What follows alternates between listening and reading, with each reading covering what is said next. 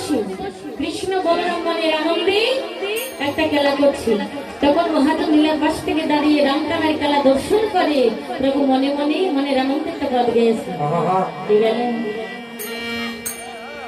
ওরে শীতল তরুয় ছায়া কেলে দুটি ভাই, ওরে শীতল তরুয় ছায়া কেলে দুটি ভাই, ওরে শীতল তরুয় ছায়া কেলে দুটি ভাই, ওরে শীতল তরুয় ছায়া কেলে দুটি ভাই, ও কেলে রাম রাম রাম রাম রাম ওরে কেলে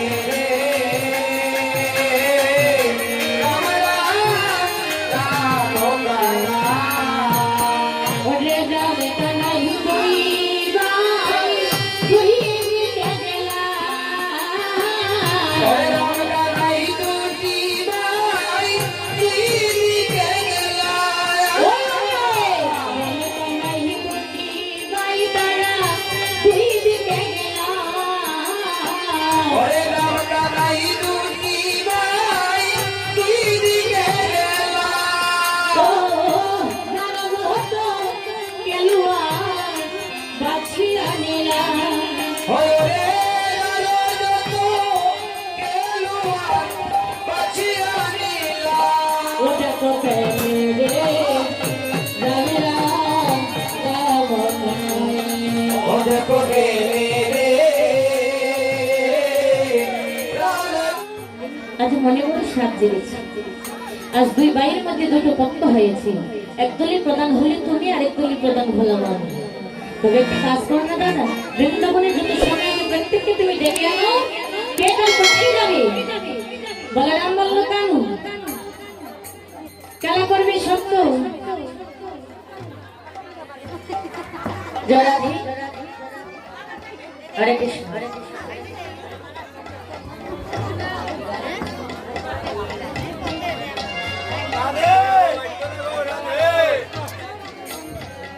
ভাইয়ের মধ্যে বল বেঁধেছি, দাদা বলরাম বলল জানো তো খেলা করবি তুই, তো যত সকালে খেলা করবি তোর খেলার নামটা কি, কেমন খেলা খেলবি? গোবিন্দ বলল দাদা আমার খেলার নাম হলো হাতি ঘোড়ার খেলা, একজনের কাছে আরেকজন চলবো, আর ওই খেলার মধ্যে ছোট্ট একটা মনে রাখবো, জানো কি কোন? তাহলে তুমি শোনো। আজ ভোরকে কেলা ফেরে ভাই,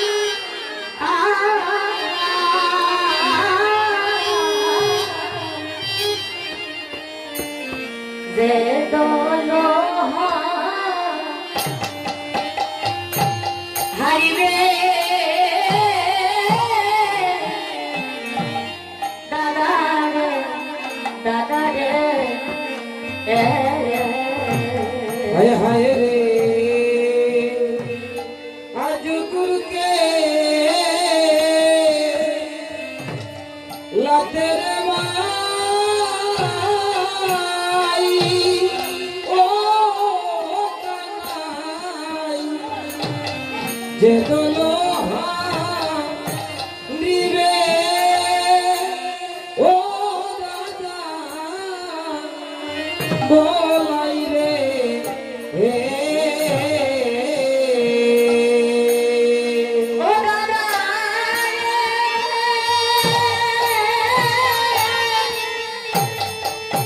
ভাই বলরাম রে আরে ও দাদা রে দাদা রে দাদা রে আজকো খেলা ফেরে ও যেদল হারিবে হারিবে বলাই রে বলাই রে আজ গুরুকে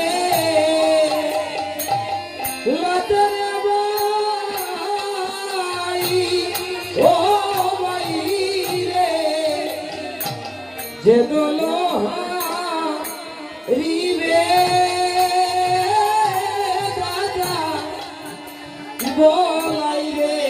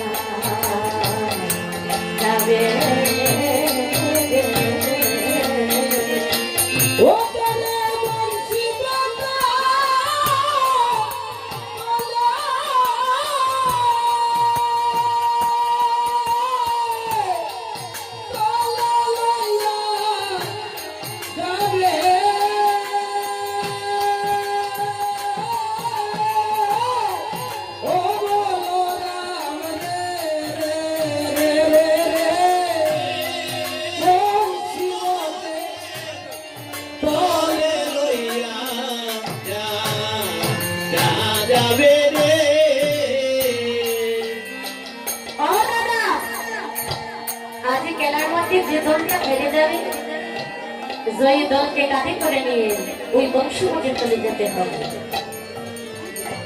বলরাম বলল বেশ সুন্দর একটা মনে রেখেছি।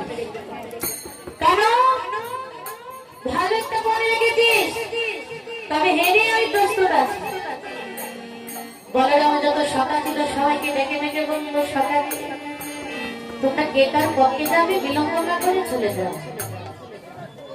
প্রত্যেকটা রাতারের মধ্যে দুজন সখা ছিল। ওরা মনে মনে ভাবলো যার নাম সেটা আমার সুদাম। ওই দুটো সখা মনে মনে ভাবছি প্রত্যেকটা দিন দাদার সঙ্গে খেলা করি, কিন্তু দাদা কোনোদিন জয়ী হয়ে নাই। গোবিন্দ জয়ী হয়ে যায়, দাদা খেলার মধ্যে হেরে যায়। তবে আজ যদি খেলতে হয় তবে এমন একটা দলে যেতে হবে যে দলে গেলে জয়ী হওয়া যায়। সেটা করলো সুদাম, জয়ী যদি হতে হয় তবে কৃষ্ণ পক্ষে যাও। তবে একটা কাজ করো, আমরা দুটো সকাল আর গোবিন্দ পক্ষে খেলা করবো। প্রত্যেকটা সকাল মাঝে একটা রাজা ছিল, যার নাম সুবল। তিনি যুগে যুগে আমার ভগবান তাকে সঙ্গে করে নিয়ে আসছে। এই যে সুবল, কলিযুগে যার নাম গৌরীদাস, তারপরে ছিল সুবল, আর তেতা যুগে কে? ওই যে সুবল আমার গোবিন্দের মরমী ভক্ত। এবার দেখি কেমন করে গোবিন্দ চরণ লাভ করেছিল রাক্ষসকুল দর্শনে। তেতা যুগে বিভীষণের পুত্র তরুণী সেন কেমন করে ভগবানের চরণ লাভ করেছে, যার কারণে প্রভু যুগে যুগে যতবার অবতীর্ণ হচ্ছে এমন ভক্তকে তার সঙ্গে করে নিয়ে আসছে। যদি ভক্তের মতো ভক্ত হওয়া যায়, ভগবানের কোনোদিন ভক্তের সঙ্গ ছাড়ে না। যদিও কোনো ভক্ত ভগবানকে ভুলেও যায়, ভগবান কিন্তু ভুলে যায় না। রাক্ষসকুলে জন্ম নিয়েছি বিভীষণের পুত্র তরুণী সেন। রাম রাবণের যুদ্ধ হয়েছিল বলে যখন সীতাকে নিয়েছিল রাবণ, তখন যুদ্ধ যখন হয় রাম রাবণে, একদিন বিভীষণের পুত্র তরুণী সেনের ছোট্ট বালক নবীন শিশু রাবণের কুলে গিয়ে বসেছে। হঠাৎ করে দেখতে পায় রাবণ রাজা মাথায় হাত দিয়ে চিন্তা ভাবনা করছে। ওই ছোট্ট বালকটা বলল, জ্যাঠু মশাই, আরে ও জ্যাঠু, তুমি একা একা বসে কি চিন্তা করছো? তোমার মনটা তো খারাপ কেন? রাবণ বলল, বাবা রে, রাবণ মনে মনে ভাবছি এতদিন ধরে রামের সঙ্গে যারা যুদ্ধ করতে গিয়েছি কেউ কিন্তু প্রাণে ফিরে ঘরে আসে না। যতজনে যায় তার সঙ্গে যুদ্ধ করতে সবাই কিন্তু পরাস্ত হয়ে যায়, জন্মের মতো বিদায় হয়ে যায়, কেউ প্রাণে বাঁচে না। রাবণ চিন্তা করছে মনে মনে, এবার তো আমার যাবার সময় আসছে। হ্যাঁ, সবাই তো চলে গিয়েছে, এবার আমার যাবার পালা। যখন রাবণ মাথায় হাত দিয়ে চিন্তা করছে, তরুণের সামনে বলল, জেঠুমশাই কি চিন্তা করছো? রাবণ বলল, বাবারে তুই সেটা বুঝবে না। বলল, জেঠু শুনেছি রাম নামে একটি ভগবান নাকি ঘরে এসেছে। হ্যাঁ রে, তুমি জানো গো, ওর সঙ্গে যে যুদ্ধ করতে যায় কেবল কিন্তু প্রাণে ফিরে ঘরে আসে। ও জেঠু, আমার মনে হচ্ছে আমি যদি ওর সঙ্গে যুদ্ধে যাই তো আমাকে সে কোনোদিন পরাস্ত করতে পারবে না। এতটুকু শিশু বলছি, রাবণ তো বলতে পারে না যে চলে যা তুই যুদ্ধে। রাবণ বলল, বাবা তুই ঘরে ফিরে যা, মা যদি তোকে আদেশ করে তবে তুমি যাইও যুদ্ধে। ঘরে গিয়েছি, বিভীষণের স্ত্রীকে তার মা তরুণের সেনে গিয়ে মা মা বলে উচ্চস্বরে ডাকছে। মা বলল, তরুণী কি হয়েছে রে, আগে তুই আমাকে এমন করে ডাকছিস কেন? তরুণী বলল, মা তোমাকে একটা কথা বলবো, তুমি বলো আমার কথাটা রাখবে। মা বলল, তরুণী তুই যা বলবি আমি তাই শুনবো বাবা, কি বল, তুই কি বলবি? মা আমার মনে করে সাজিয়ে নিচ্ছি, বনের মধ্যে রাম রাবণের যুদ্ধ হচ্ছে। এই যুদ্ধক্ষেত্রে অনেক যোদ্ধা গিয়েছে, কিন্তু জেঠুমশাই মনে হচ্ছে সেই চিন্তা ভাবনায় মনটা খারাপ করে বসে আছে।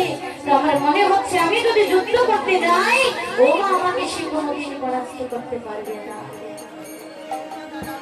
তখন মা মনে মনে ভাবছে, দেখেন একজন কৃষ্ণ ভক্ত মা যদি থাকে তাহলে সন্তানকে কেমন করে গোবিন্দ চরণ লাভ করে দেয়। বিভীষণের স্ত্রী মনে মনে ভাবছে, বাবা রে এমন একটা কোলে জন্ম নিয়েছি, রাক্ষস কোলে জন্ম নিয়েছি, যে কোলে কোনোদিন গোবিন্দ চরণ লাভ করতে পারবো, ইচ্ছে করলে গোবিন্দ চরণ সেবা করতে পারবো। তরুণী তুই বলেছিস আমি যুদ্ধে, তবে হ্যাঁ আজ আমি আর তোকে বাধা দেবো না। বাবা তুই যুদ্ধে যাবি, আমি তোকে দেবো, চিরটা জন্মের মতো আমি তোকে বিদায় দিয়ে দেবো। মা জানে তার সন্তান যদি বনে যুদ্ধে যায় তো কোনোদিন আর বই ফিরে আসবে না, চিরটা জন্মের মতো মা ডাকো শুনবে না, সব চলে যাবে। তারপর মা বলছে, বাবা তোকে আমি আজ চিরদিনের জন্য বিদায় দিয়ে দেবো সেই রামের চরণে। বললো, মা আমাকে সাজিয়ে দাও। যুদ্ধের বেশে সাজাবে মা, তো মা কি দিয়ে সাজাবো?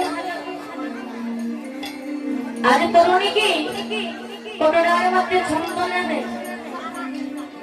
চন্দন বসি মস্তকের দিকে পায়ের পাতা পর্যন্ত চন্দনে দিয়ে সর্বঙ্গে রাম রাম রাম রাম লিখে দিয়েছি। মা মনে মনে ভাবলো, আমার সন্তানের প্রত্যেকটা অঙ্গ যেন গোবিন্দ চরণ সেবায় লাগে।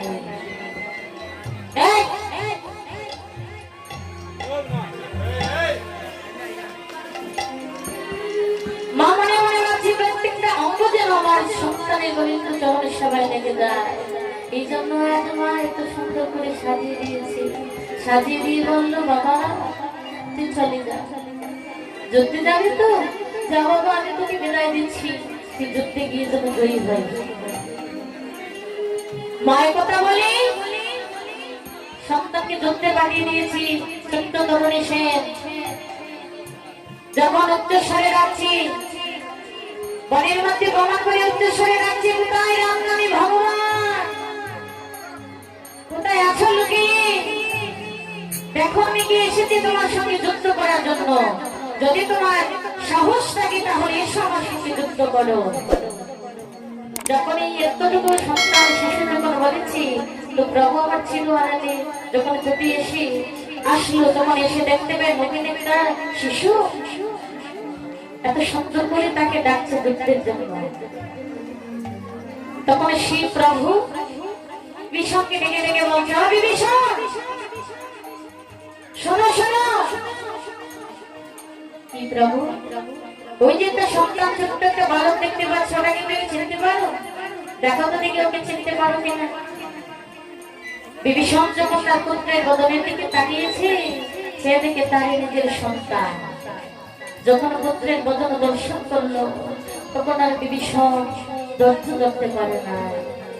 মনে মনে ভাবলো, দয়াময়, আমারই চোখের সম্মুখে কত যোদ্ধার প্রাণহানি হয়েছে, শেষ পর্যন্ত আমারই সন্তান এসেছে।